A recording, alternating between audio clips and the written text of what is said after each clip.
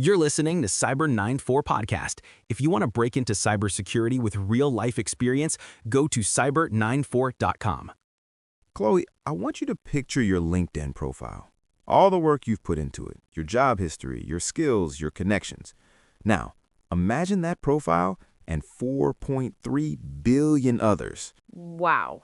Just sitting in a wide open folder on the internet for anyone to download. That is a terrifying thought, Ben. 4.3 billion records. The scale is just staggering. I mean, this isn't some small-time hack. No. This is one of the largest lead generation datasets ever found exposed. Exactly. We're talking about a 16.14 terabyte database. To give you a sense of that size, Okay. that's enough storage space for thousands of hours of high-definition movies.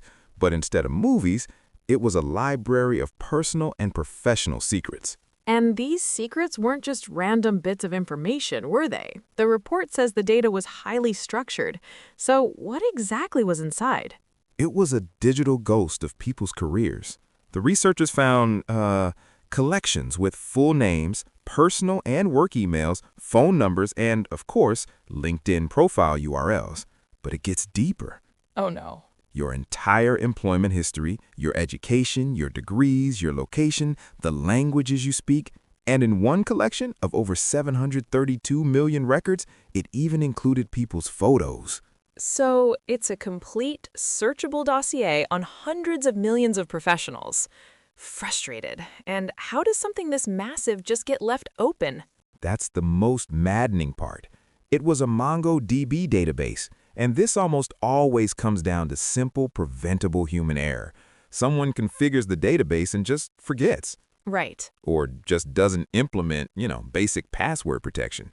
A security researcher found it, and thankfully, it was secured 2 days after he notified the owners.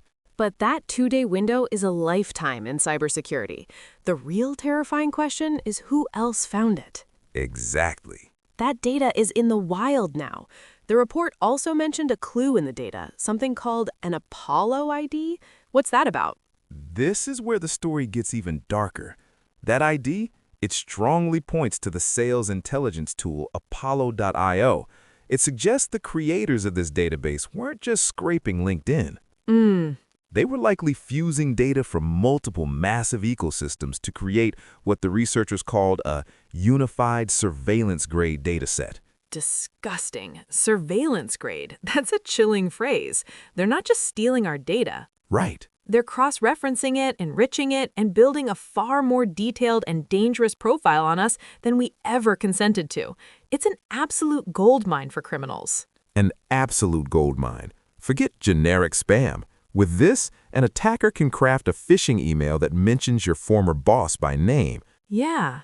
references a project you listed on your profile, and sends it to your personal email.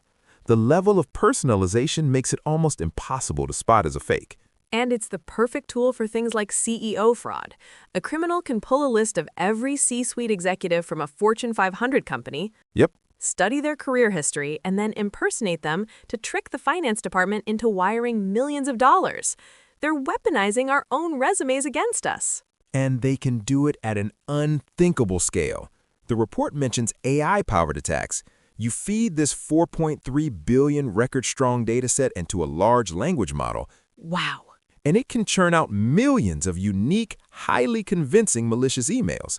It only takes one high-value target clicking a link for the entire operation to be wildly profitable. Resigned. This feels like it's becoming the new normal. I mean, we've talked about other mega leaks before, like the mother of all breaches with its 26 billion records. Exactly. It's as if we're living in an era where we have to assume that every piece of data we put online is or will be public. It's a constant uphill battle. The article notes that LinkedIn is actively fighting back, filing lawsuits against companies that scrape its data. But it's a digital game of whack-a-mole. Right. For every scraper they shut down, 2 more seem to pop up.